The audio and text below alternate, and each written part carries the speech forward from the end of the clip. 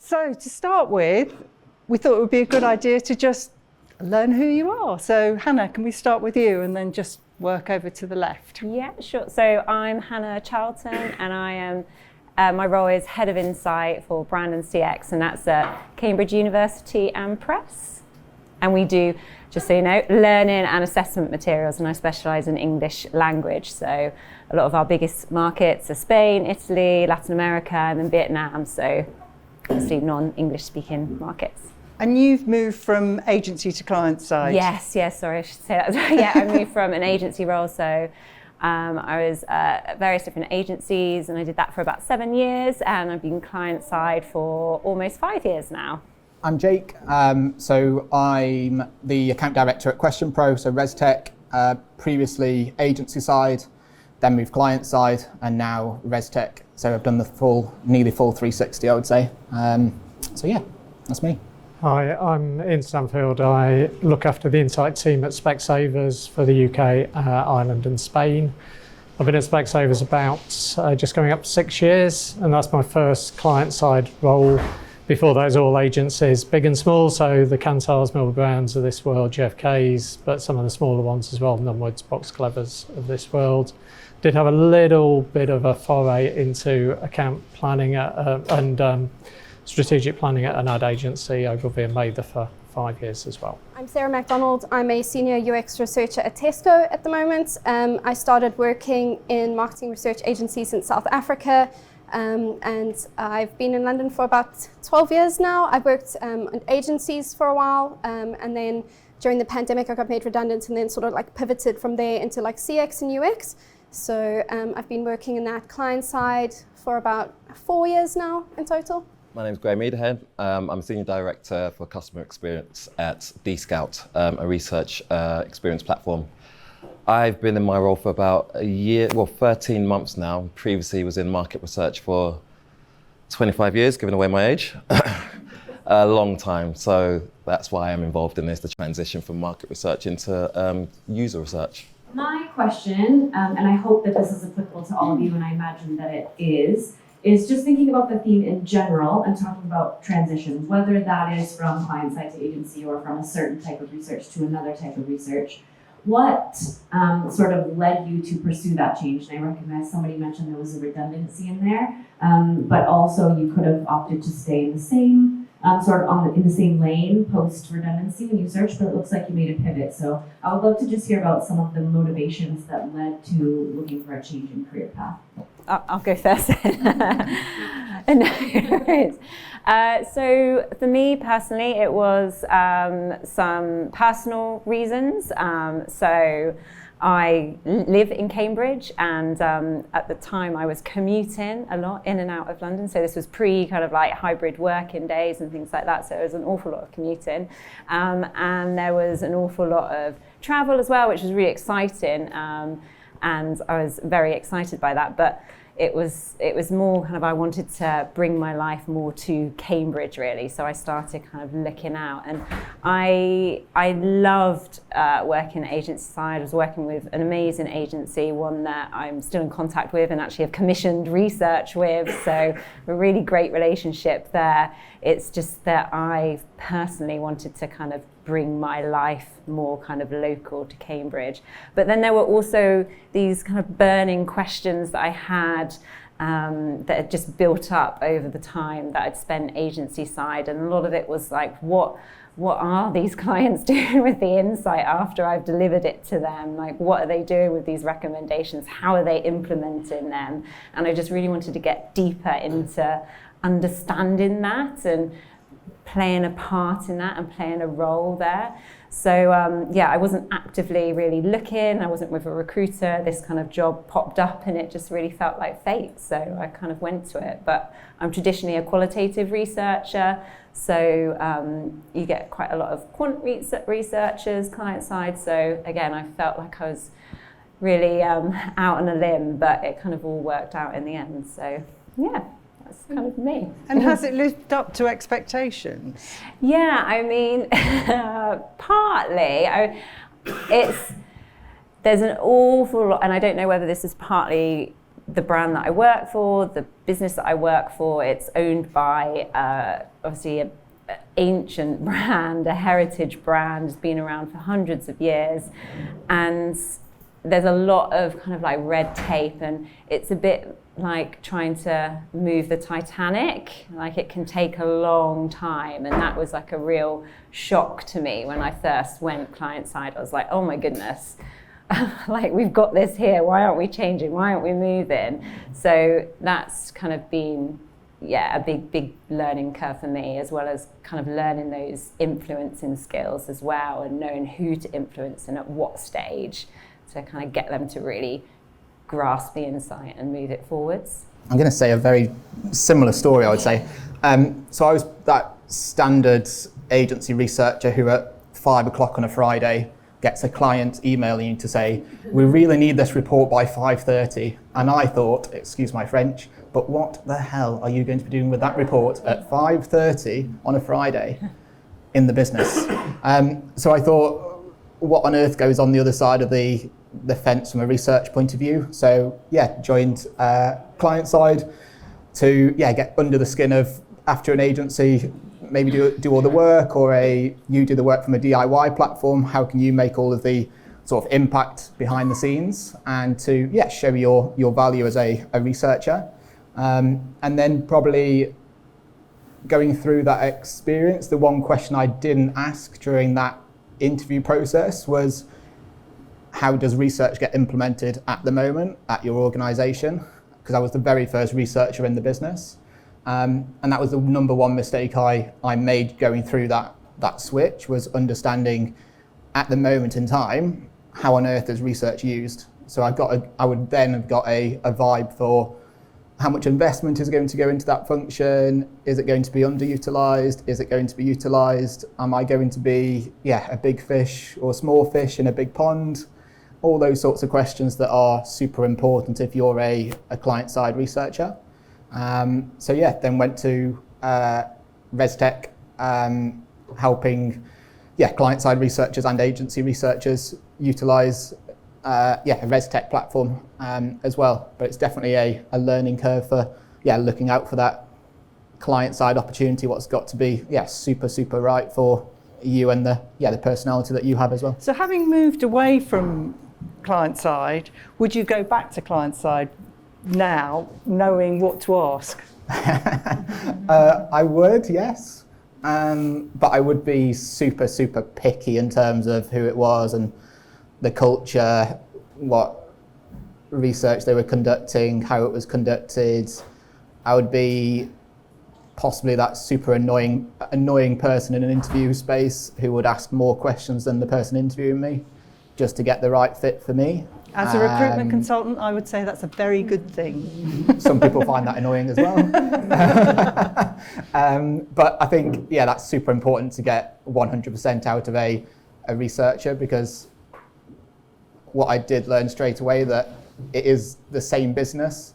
So agency side, client side, it's the same amount of work. It's just a different busy in some cases. But it's definitely got to be the right culture and the right fit for you when you go into that sort of space to make it work for you. Definitely a learning curve for sure. I think I'm going to say very similar things actually. I've been in research for 35 years now, and I'd worked agency side, and basically I'd got fed up with a big agency, too much politics, don't get recognised enough, go to a small one, no money, doing everything, go back to a big one, go back to a small one. And I've been looking for client-side roles, and I've applied for so many different ones: Transport for London, InBev, Speedo, Greater Manchester, public transport, so a variety, just to get to that same point that Jake was making around, you do research, you'd put in a report, you'd do a presentation, everyone would be nodding along, and then you'd see the ad come out 6 months later and you'd go, that's nothing like anything that we researched. Or products had come out, you go, where did that come from? And just having that gap of trying to work out what you were doing and what it was actually impacting. Not all the time. There were some ads that looked very much like the ads that we tested or the recommendations that we put in. But there was that gap, and so, but I kept going for the interviews. I'd get down to the last two. Oh, sorry, Ian, but the other person had got some client-side experience. So one of the things I would say is if you're going to make that, if you're thinking about it, don't leave it too long, because the number of jobs, the more senior you get, does go down and down and down within the client side a lot quicker than it goes down, I think, within agencies. And then my wife got a job in Guernsey, completely out of the blue. She doesn't work in our sector at all. She's a knowledge manager for a law firm, an even smaller sector than market research. And she got this job in Guernsey, and I'd never been to Guernsey at the time. I knew nothing about Guernsey. The one thing I knew about it was there was a guy that I worked with 10 years before who worked for Specsavers in Guernsey. And I was going to work remotely. I worked remotely for an agency in Leeds. They'd said, go and work in Guernsey. You don't come into the office very often anyway. This was still pre-COVID. And he said, I'll get you a job. And here I am. So after all that trying to get this job, then it just ended up with, it was about the only job I could do on Guernsey. So if there is a thing, go to Guernsey. Go somewhere where there's nobody else with your skills. And having been your dream for 20 years, how has it lived up to expectations? It has fulfilled. I do see where it goes from research to a business decision. The thing that I think naively I thought was that it's just being told in the wrong way. They didn't get what I was saying. People still don't listen to the decisions all the time. It's just, at least I can see why they haven't listened to it. Because sometimes there are reasons, business reasons, commercial reasons, supply chain reasons, financial reasons, as to why something doesn't get implemented in the way that the research would suggest. But you do get to understand what those are, and I think that helps with research in that you understand that it isn't just about the voice of the customer. There are loads of other things that go into a business decision, and you do get to see those play out from sort of behind the curtain, which is quite good. I genuinely think I'm a better, broader researcher now, despite the fact that I've done 30 years in the sector. Just from that one bit, it's sort of like a different skill set that you have it's quite difficult to pick up without being on that side, because you just don't appreciate the decision-making process, who does what, who has the say. Specsavers is the opposite of Cambridge University. The company's only 40 years old. It was 40 years old yesterday. The two people who founded it, Doug and Mary Perkins, are still owners and very much there, even though Mary was 80 yesterday. Still comes into the office every day. The decisions are made like that, and your chance to try and get some insight into that quick decision-making process. It's probably the most successful opticians chain privately owned in the world. What on earth can you tell me, Ian, about people that I don't know because we've made this business? That's quite a challenge, but it is an interesting dynamic to work in as to how you make yourself valuable. It's different in research agencies. Someone's paying you to do something. You want to show that you're better than the other agencies that are pitching.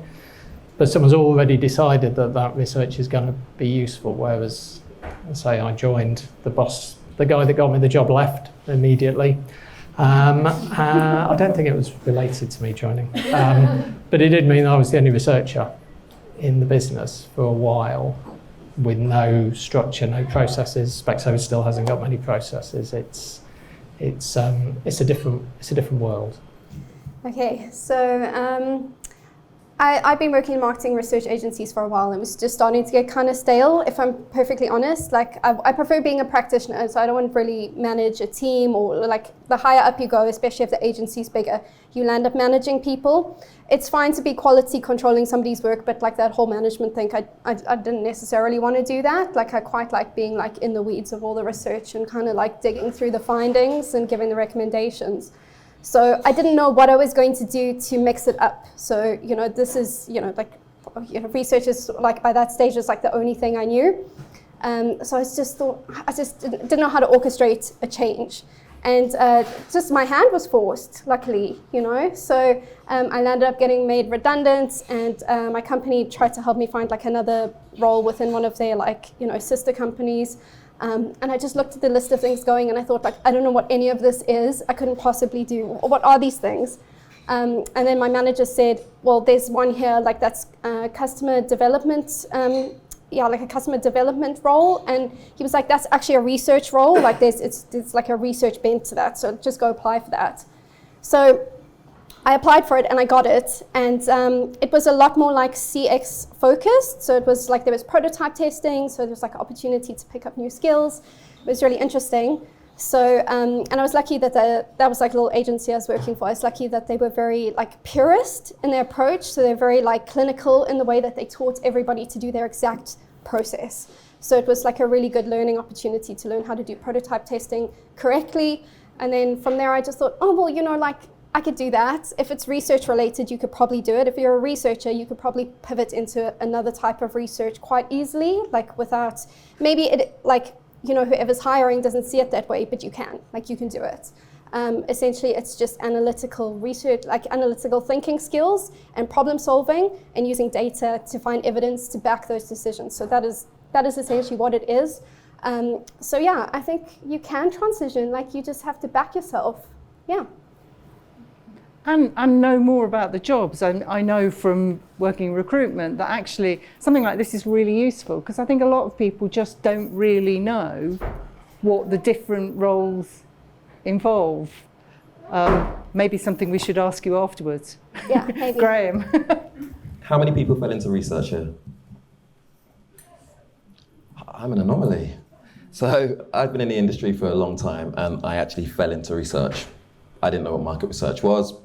But I was interested in it. When I got into it, I really enjoyed it. But for me, I feel like you touched on it earlier, Tara. You were talking about curiosity. And I'm very curious. So I'd spend a couple of years in a role, I'd see something else, and I was like, I want to try that. I started seeing the industry evolve and online research start to really strengthen. And the industry was very, very slow to adopt it. But when they did embrace it, we saw so many different ways and so many different innovations coming within market research. So I thought, this is great, let's continue. But then part of me really wanted to understand what was being done with the data as well, because my background was really within quant data collection. So we'd be there, we'd understand what the research brief is, we'd collect the data, but we wouldn't know what's being done with this data. So I then moved on to a research agency in Newbury called Vance & Bourne. And we'd be working with these data sets. We were talking about this earlier. I would get the data set, I would look at it. Lots of yes, no responses, rating scales, top line open ends, etc. And I would make assumptions. I would say, well, 58% of people have said X, Y, and Z. So I'm going to assume that this means X, Y, and Z as well, A, B, C. But then another colleague of mine would take that data set and come up with a completely different story. And I liked really understanding what the insights were. What is the story that this data is telling? So again, I wanted to just understand a bit more and really focus on what is being done with that data and the story. And I remember, fast forwarding on a few years, I ended up working at a company called Lucid, where I met Ben over there. We got acquired by Cint. And Ben went on to a company called Dscout, which is where we are now. Dscout was in UX, and I had no idea what it was. When Ben was telling me how great it was, I was like, yeah, okay, I guess it's just qual, naively. When I started researching, I found it so much more than qual. The reality is, when I had these data sets before, I was making assumptions. But within the world of UX, user researchers, you're speaking to the humans, you're finding out the why directly from them, not having to assume it. Why did you find this hard? Why did you like to do this? How did the cost of living impact you? You're hearing directly from the users. And I found that so powerful. And I like to think I'm a people person. So this is something that was a huge motivator for me. Going into a completely new industry, learning and developing, being able to take skills that I had learned in a different part of the research world and take it into user research, but also be a lot closer to the data and understand and get more depth as well. So yeah, that's my story. Can you tell us a little bit more about what you feel are the skills necessary to do your job well? I'm going to go a bit off script. I wouldn't say it's the skills necessary because I feel we've all got skills here, and there's a lot of transferable skills as well. But one thing that really stood out for me from the world of market research, quant, data collection, quant research, etc., and then coming into user research, it's emotionally challenging. Like I touched on, when you're seeing videos of people talking about how their lives have been disrupted by the cost of living crisis, and that's why they're trying to improve their credit score, and that's why they're using this app.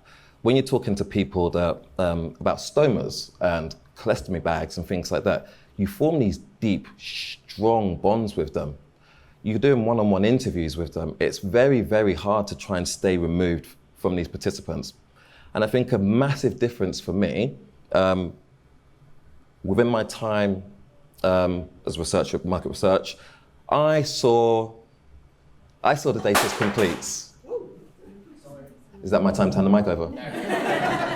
I saw the data as complete. It was very dehumanizing, and I remember I was at Research Now and I was saying to them, can we say something different, responses, or something where we think about these people as humans? Because somebody would come in and say, I don't like this data, can we take it out? And you're saying, well, this is a person that's gone through, taken their time and gone through it. Now, user researchers, you're actually seeing these people. If you're doing a usability test, you're seeing this person going through a mortgage application. You're seeing the challenges and hurdles, etc. You're seeing how hard it is for them sometimes if they've got background noise or one of their kids is fighting in the background and they're shouting at them and they're saying, I really need to get this done because I really need to get this mortgage because we need to move on to this house. You just really get pulled in. So yeah, I'm not talking about the skills because I think everybody in this room has the skills. If you've got the curiosity and the desire, you'll be able to succeed and do well. But you need to be really strong emotionally because you are going to form those bonds, and it's very hard to take a step back. Something you put in your notes, which a client of mine said recently, is that it's not really like qual, it's much more like ethnography, which is really what you're saying there. I mean, I know ethnography is a sort of qual, but yeah, what you're saying backs that up, really. Well, what do you think, Sarah? Because obviously you're in the same... I don't know. Maybe it's about interpretation. I'm trying to think what like the super skill is. You know, it's like sometimes when somebody's saying something, the more interesting thing is what's underneath what they're saying. I don't know. There's like a psychological aspect to user research that I think is really fascinating. Like it's not necessarily just what was said or which button they pushed, but there's like these deeper motivations and understanding that. And it takes like quite a long time to build that experience and that understanding of like the levers like sitting underneath like the, you know, like the psychology of what we all do. That's what's really interesting about it to me. So you think anyone could go into it as long as they have that sort of curiosity about thinking in the mind and it's a question of interest and potential. Like people have different potential and different aptitudes. So it sort of depends on your aptitude for it. But if you're curious about something, if you love something, you'll be curious about it and you want to know more about it. And I don't know, it's just like follow your curiosity and your interest. Iain, what do you think you need to be a great client-side researcher? I think certainly in my experience, there's a couple of things. One is stakeholder management, and the other is influencing skills, and they're both sort of related to each other because you want to make sure, one, that you are credible to those people, that you're trying to educate them to ask the right questions. When I first went to Specsavers, people saw me as a source of data, not as a source of insight. And therefore they'd say, can I have this number? And it took quite a while to go, why do you want that number? What problem are you trying to solve? What decision are you trying to make? And getting people to, so the first time is people would ask for certain stuff and I'd then take it. I'd basically rewrite what they wanted as a research brief to me and get them to sign off on that to try and educate them that they can come to me with a problem rather than with a request for data. But I think stakeholder management and influencing skills are things that you sort of have all the way through your life. If you're in research, you're still trying to influence someone, you're still trying to build up a relationship with someone so that you're credible, trusted, seen as somebody that they should listen to. It's just that I suppose the big difference is a lot of the people that I was doing research projects for when I was agency side were the researchers. So they would question you in a slightly different way, whereas all of my stakeholders now, none of them are researchers. They're all, retail operations people, supply chain, finance. But the skills that you pick up going through agency side about how to read people, how to understand what they're going to respond to, how to sort of cage things, how to position things, they're the same, because at the end of the day, they're all still people. We're all still people. It's about that relationship, and it's just sort of tuning into how these people might be slightly different to some of the people that you've dealt with before. But at the end of the day, they're still stakeholders that you're trying to convince them that what you're saying is worth listening to, and that they make the decision that you think they should from the research that you're doing. Slightly unrelated question, but I know that you're in a fairly small team and you hadn't worked client side before. Who do you learn from? Where do you get your... That's a very good question. Yeah, I went from basically working, I suppose when you're in a research agency, you're trying to stand out amongst a whole load of people who are very similar to you. I think there's about 50,000 people work for Specsavers worldwide. There's 4 people in my team, 2 in Northern Europe and 1 in Australia, and they're the only researchers in the business. You use Google a lot. You use your network of people that you built up on the 29 years before you went client side. Organisations like Aura are very good. I also sit on the Insight and Effectiveness group for ISBAR, which is the advertisers side of things. That's a really good forum. One of the things that my job has sort of moved into is I now look after sort of media effectiveness and econometric modelling, which I don't really know anything about. I still don't really know that much about it, but I've hired somebody who does, which is handy. But having those forums is really good because you are tapping into people who don't have all the answers, but between everyone, they do help no end. So yeah, learning from that. But also, one of the people in my team went through and did the MRS diploma, and I learned stuff from her as well, because when I came in, you spent 3 months in the telephone centre, 3 months in coding, and there wasn't an internet. So a lot of the new techniques you can learn from the people who've been through the training more recently. So you're always learning. And Sarah Graham, did you do any outside training in UX? Because you were new to it, or did you just learn on the job? I did a little bit of just stuff. You can find quite a lot of stuff on LinkedIn to look at, like where people give. We can go to little 2-hour trainings or whatever. I considered going to General Assembly, so I almost signed up to do a course with them. But then I did the pre-work, and then I realized most of what they were teaching was research, and I knew that already. So I was just I'm sure I can just pick this up on the job. I'm sure it's just sometimes it's a matter of changing out certain words. It's not a discussion guide, it's a script. It's not a respondent, it's a participant. But essentially what you're doing is, you're collecting data and you're solving problems. And, if you've got a base in doing that, you can kind of pivot.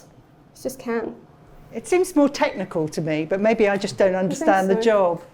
Well, you have to get your ear in, with the designers. I don't know all the design words. I don't know, there's they have a jargon, you know, but like, I don't need to know, I'm not designing something, I'm collecting data and evidence, and I'm talking to like a person to find out like if they can use something, if it's easy, if it's difficult, if it makes sense, if it doesn't.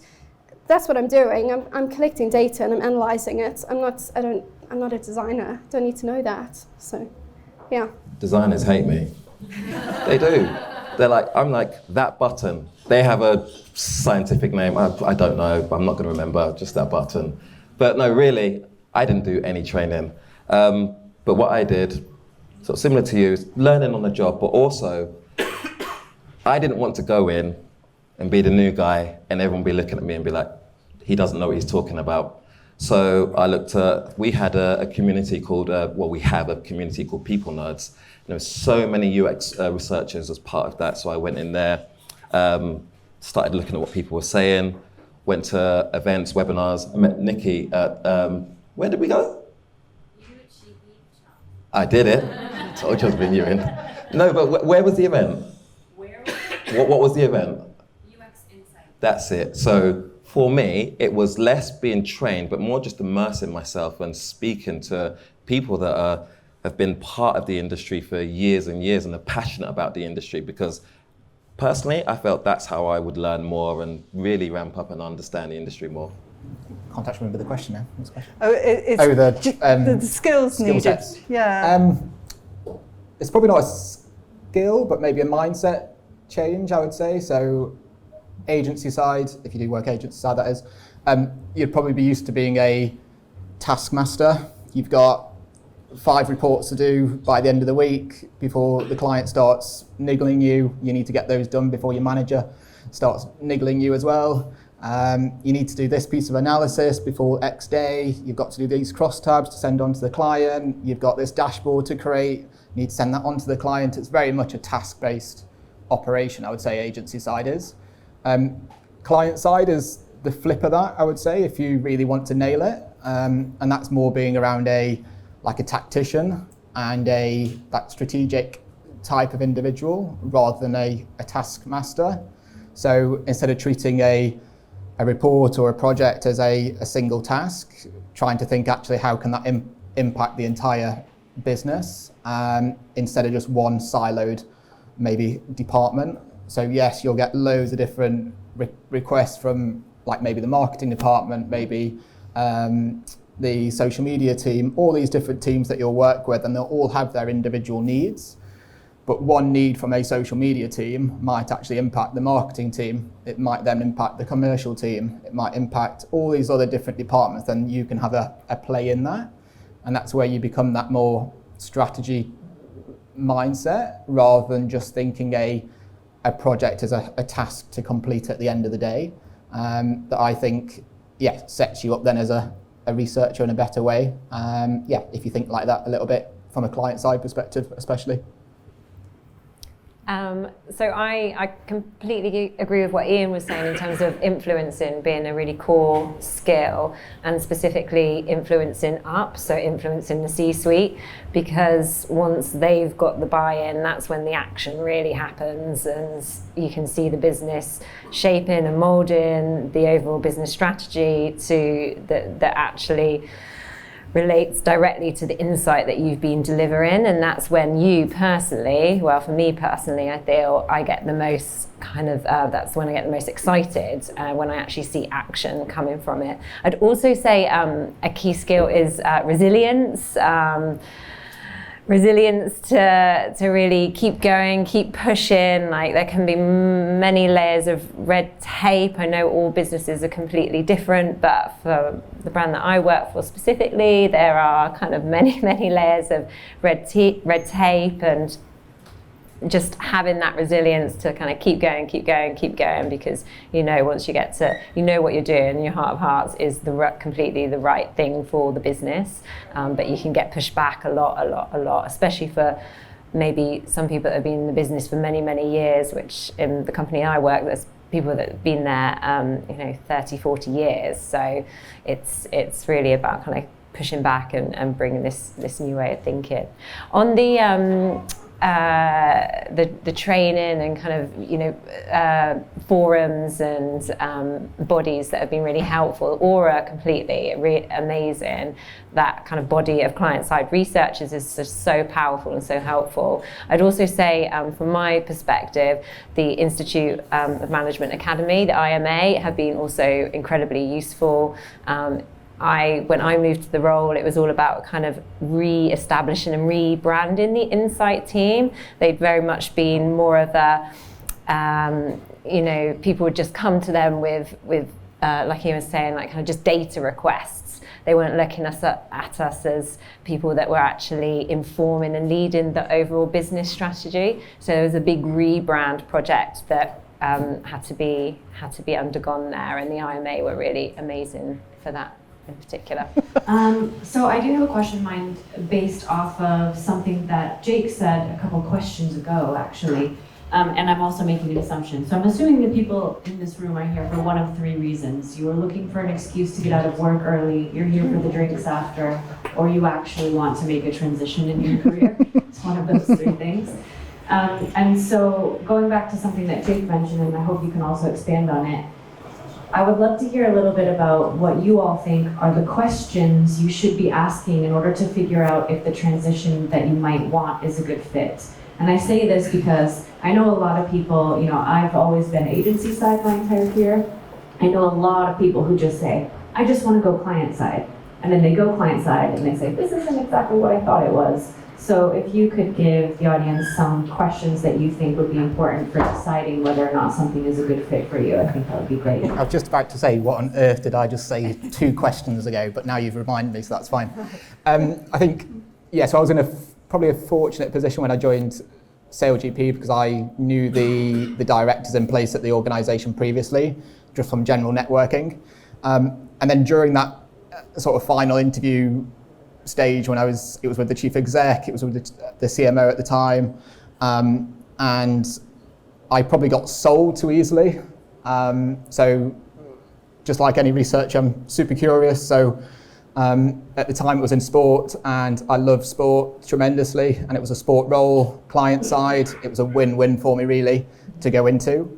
And I think looking back, if I was in that room again, the number one questions I would definitely ask is one, tell me a time when you've looked or you've conducted a piece of research and it's impacted the business, and how has it impacted the business, whether that's on the bottom line, whether that's departmental, whether that's things like behaviour change internally. Just tell me a time when a research project has significantly helped the business, and I would very quickly get a good vibe in terms of, are they telling me porcupines, or are they actually telling me something what's happened internally?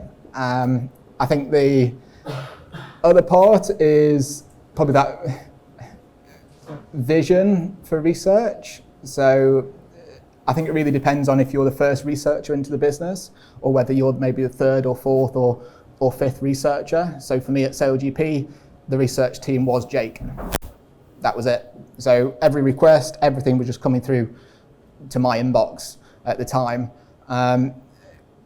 What I would have loved to know though at that time when I joined was, what is the vision for research at SailGP? Was it the fact that we really want to impact across all these departments, and this is where we see the vision to be? Or was it going to be maybe really siloed and looking at maybe just ad testing or TV and for the commercial team? So getting a really good broad idea in terms of who and what the role would be. And then my probably final one was probably just to ask my network what I should ask for as well.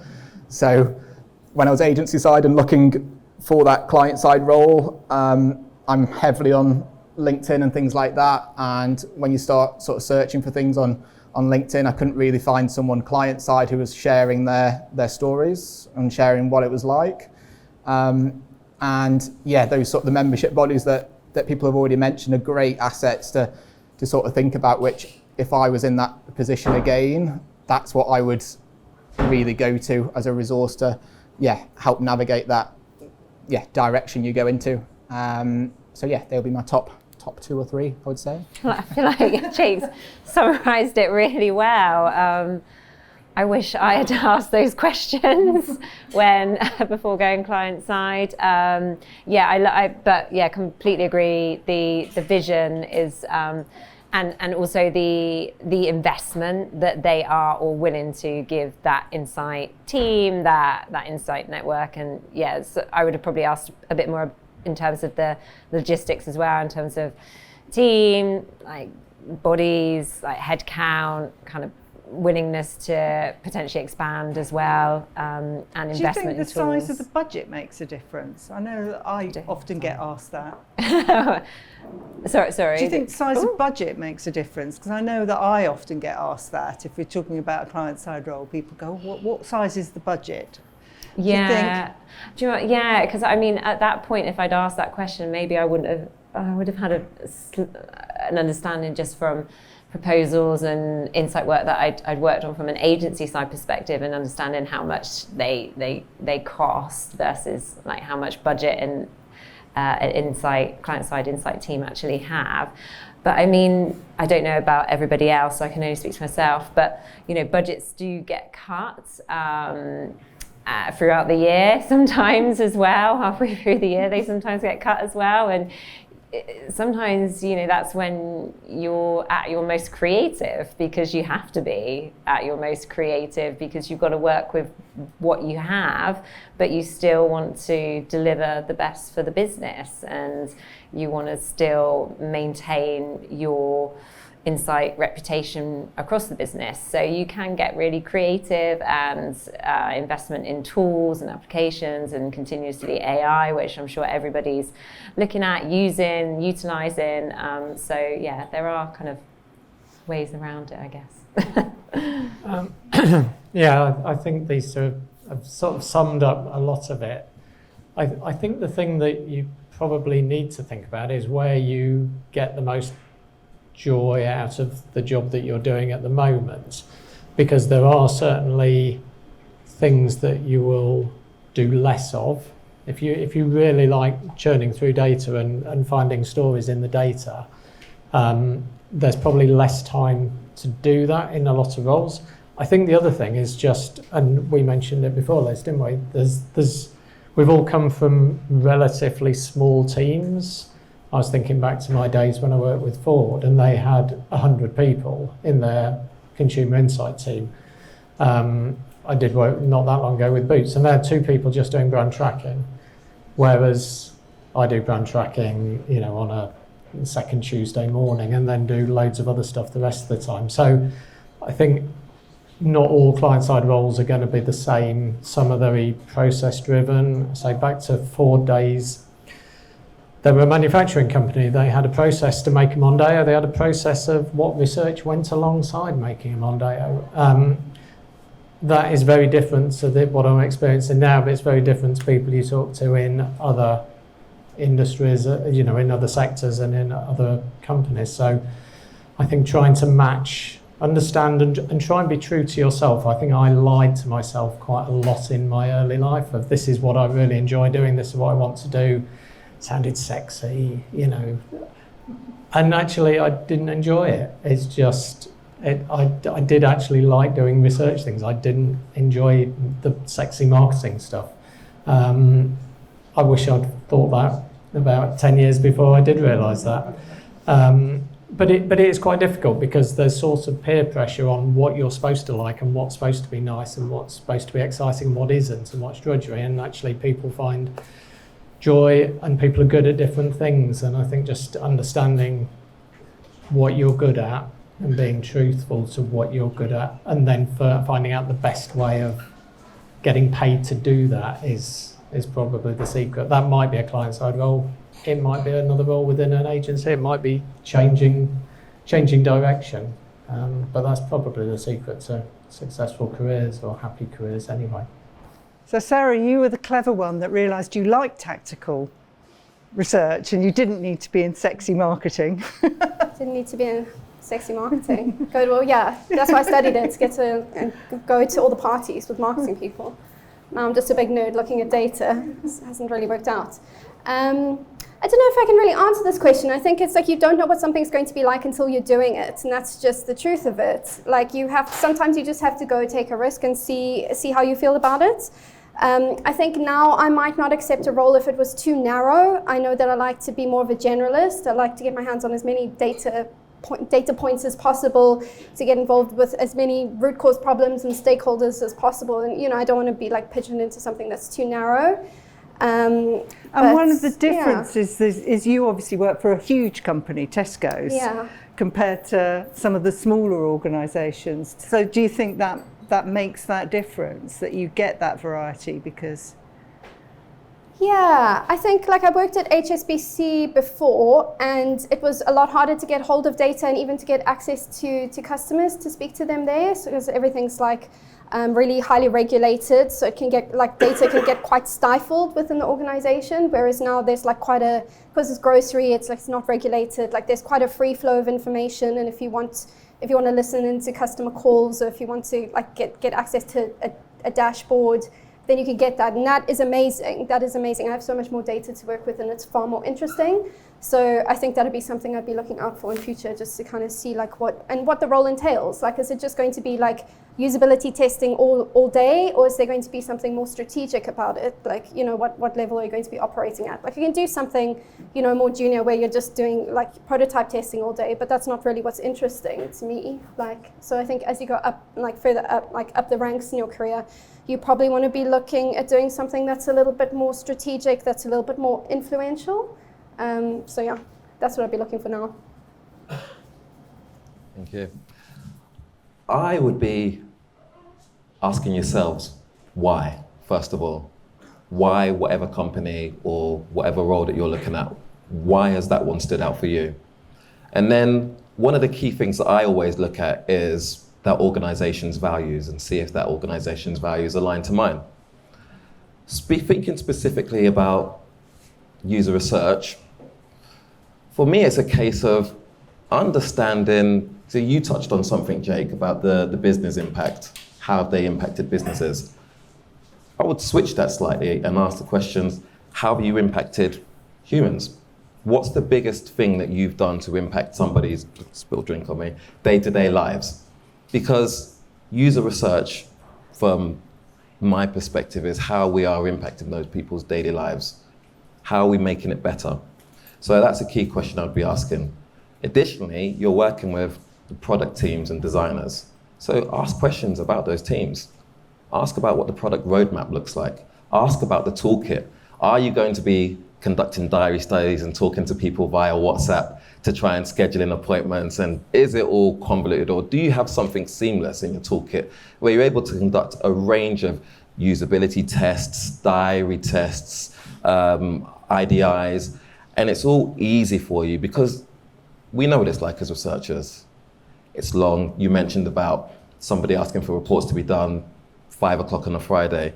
We want to be able to free ourselves up so that we've got that time for the analysis. We don't want to be bogged down with systems, processes, red tapes. So it's really good to get an understanding of what those organizations are using as well. You mentioned earlier the more further up you go, the more choice that sort of gives you, or at least responsibilities. I think a lot of people in the room are relatively new to the industry, or still in their more junior years. Are you able to share how you actually gone further up, and is there anything that you would recommend a lot of the people doing if they consider that, or anyone in the room maybe? I think you need a really good, strong, solid research base. So if you're more junior, you just take every opportunity to learn from the best people around you, and then it's much easier after that. I feel I suppose now I sometimes see junior researchers just left a little bit to their own devices, and I think it's really important that you make sure that you've got somebody giving you feedback, and if you're not getting feedback, ask for feedback, especially from people whose work you admire, and just set yourself up correctly, and then from there it's much easier to I think there's a point, for me it was around the 10-year mark, where it's much easier, you can become a little bit more self-taught, because it just clicks into place, but until then just take every opportunity to learn from people around you. I think one of the interesting things is most people end up in research just by chance, and actually all of you have really ended up in your current roles almost not exactly by chance, but something's happened that's meant, oh, you've got that job, rather than you deliberately sat down and mapped to go into that area. So, I mean, a lot of the time, I think it's about seizing the opportunity, getting the basics, but then going out and seizing the opportunity. I think you guys touched on it a little bit, like Jake, Sarah, Graham, but following on from what you said, Liz, if knowing what you know now, if you were to take your agency CV and agency experience, how would you rewrite what it is that you did in a primary market research agency and spin it to something that would be attractive to either client side or UX? That you talked about it, like participants versus respondents and things like that. So I wondered if there was anything specific that you might think, if that was spun the right way, even though it's virtually the same thing, that would stand out a lot more to a prospective employer. So I think, just go back actually to your question, because it was a really good question, and then I'll come back to you straight away. I think one of the big mistakes we make in the industry at the moment is we have this very good sort of tier approach at agency life, from like junior research exec all the way up to sort of research director level, and everyone sees that progression. What people very quickly miss though is, as soon as you hit that sort of director level role, half of that stuff you do at that time, you might not actually enjoy it. You might have actually enjoyed, similar to what everyone else has said, you might have enjoyed analysing all the data, you might have enjoyed looking after field work and running interviews, you might have really enjoyed putting reports together. But the higher up you go in any industry, you're going to be starting to do less and less of maybe what you were enjoying previously. And then you're going to be starting to adapt to what maybe a new normal is. And it's probably thinking about, what do you really enjoy about research when you've gone through looked after loads of different projects, what really is standing out to you and what makes you sort of wake up in the morning to think, I've got this to do, I've got that to do. So definitely that's something to think about. And then straight away to your question, I think the switch I made was switching it to making sure that as soon as someone opened my CV, they knew how I've actually helped that business. So instead of saying that, yes, I've run this 7-market international tracker for X brand, or I've done this segmentation study for X, Y, and Z, which really means not a lot, spinning that to say, yes, I've run this brand tracker, but it's actually impacted this business in X, Y, and Z way, which has helped them to enable them to get more budget from a marketing standpoint, or to understand, where should they put more resource, all those sorts of different things, how research can help, but putting an ROI behind, your work when you're trying to go into that, client side role. And then also picking out some of the challenges that have come your way as well, and understanding that, like we've all said, there's a time when you've got to influence people client side. So from an agency's perspective, how have you influenced one of your clients, maybe to change methodology or think about recommendations in a different way, all those sorts of things that you can try and add into your CV or a covering letter to stand out in the market. Definitely. It's not just about the tasks, it's about the strategic type of things that you can do as well. I think they're both really good points. How you've influenced people and impact. But if you can put both of those in your CV, it makes a huge difference. I was just going to say, the sad thing is hardly anyone client side, apart from the researchers, care about the process.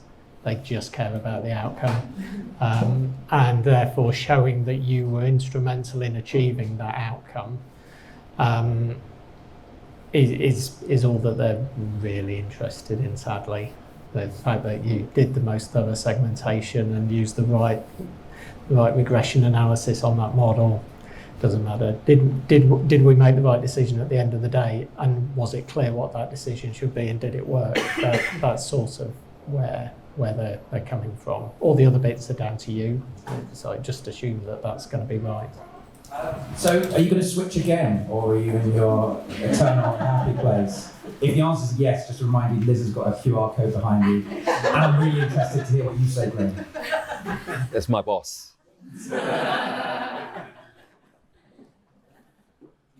I'm going to be switching again. No, you know what? I spent 25 years in my previous roles within market research. I think user research has been, honestly, it's incredible. And this isn't me trying to sell it to you. I'm not a salesperson, as you can gather. But I love being able to come in on a daily basis, speak to Ben, speak to the other people in the team, look at the results coming in, hear some of the stories, being able to share some of these stories even before we've finished the data collection. So we're able to delve into those insights. And the thing is, I've only been in it for 13 months. I've still got a lot more to learn and understand.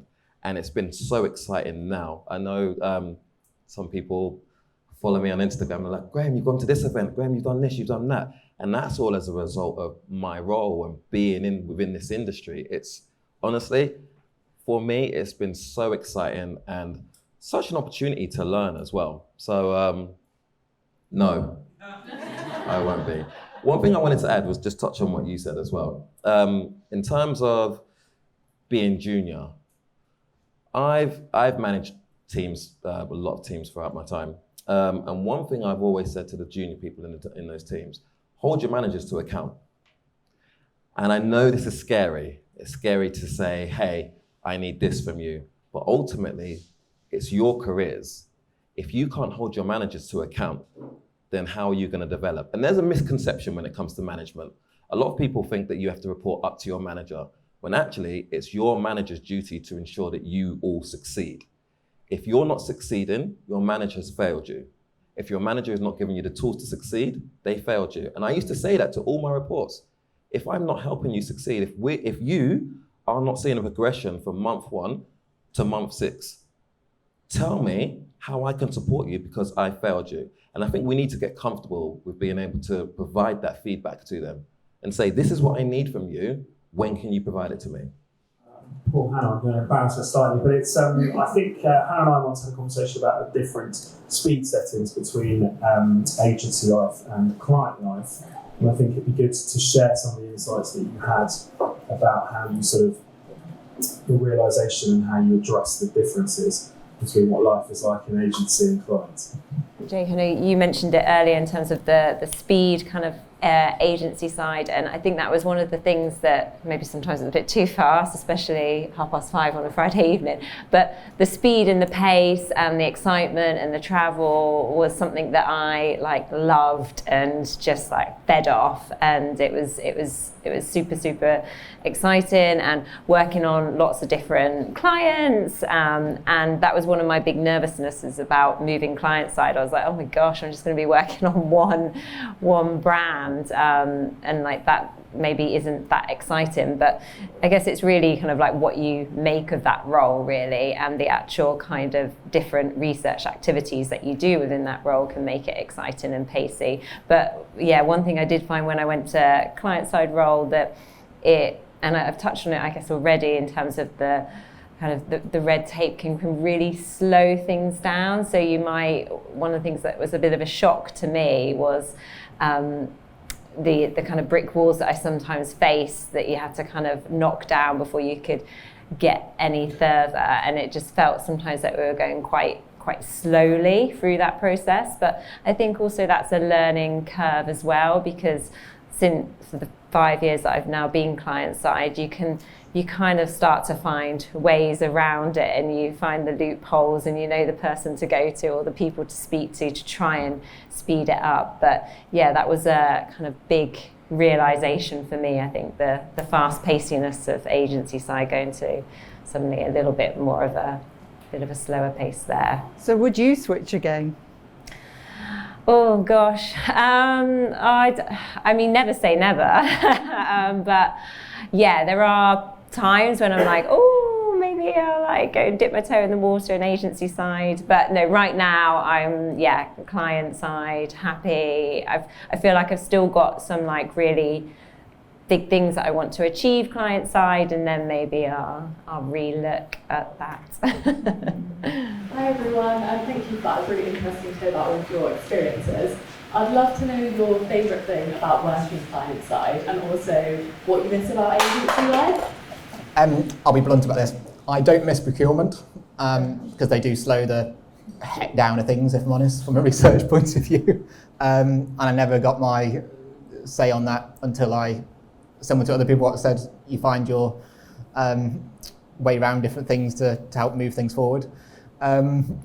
I miss client side, the bit about that ROI piece now. So seeing the end goal of that research project a little bit, but interestingly now I probably ask my clients very, very different questions than I did maybe 2 or 3 years ago since that client side experience. So I nearly force the client to tell me what's been happening with this research and how it's helped. So I get that sort of personal ROI from it. And that also challenges the client to make something happen and really go out of their way to really help their organisation move forward. So I would say procurement, client side, and then now probably the ROI piece as well from it. But I'm sure you've got something else to say as well. I suppose the bit that I miss from agency side is if you worked on projects, and I know not everyone does, but a lot of the agency work I did was on a project, or there'd be a tracker and there'd be an end point. There's no real end points client side. It sort of is always ongoing because it's always the business is evolving. There's more questions. So I think I missed that. Oh, thank God that's over, because it's never really over. It just carries on. We're having conversations about things that I was having conversations about the day that I walked into Specsavers. I think you do get a lot closer to so the good thing though is that you do get closer to the things that the business does. So there are a lot of things that we've done, the ads that are out there at the moment, that are Specsavers ones. I can sort of see where I had my mark in it, and I suppose most people from their careers want to make a difference. It sounds a bit trite, but we all sort of want to go, this moment was improved by something that I did personally, and the closer you can put yourself to that, certainly from my perspective, the more satisfaction you get from that. And I know all the ads that didn't get made and the one that did, and what our role was as an insight team on making the one that we did. We've launched products, but we haven't launched loads of products, so I know sort of which ones they are.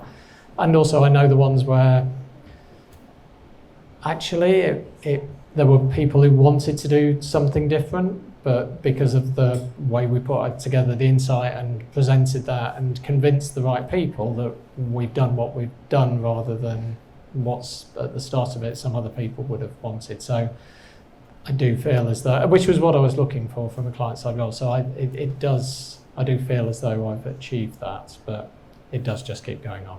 And presumably in user research, you see the output of what you've done pretty quickly as well, do you? You would hope, right? Yeah. You would hope, yes. Yeah, it is nice to see that. It is nice to see the impact. It is a bit more connected, definitely.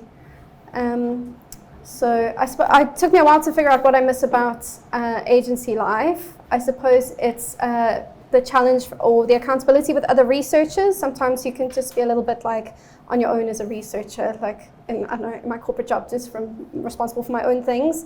You work together with other people, but like in the beginning I really missed working with other researchers and thinking together with other people on a problem, so that was really hard, but I've adjusted to it now. The thing I like about client side is how deep you can go into a problem, so much deeper than you can ever get into any problem in marketing research is how far you can go on client side. So just trying to figure out what the root cause problem is, how all the pieces connect together, who the stakeholders are to influence, and it can take literally months and months to kind of figure it all out. You'd be surprised how long you'd be trying to figure out what's even causing the problem that you're trying to fix in the first place. So that bit is super, super intellectually stimulating, and I love it. So yeah. On that note, I just wanted to thank Tara for putting this on, because I'm sure it has helped.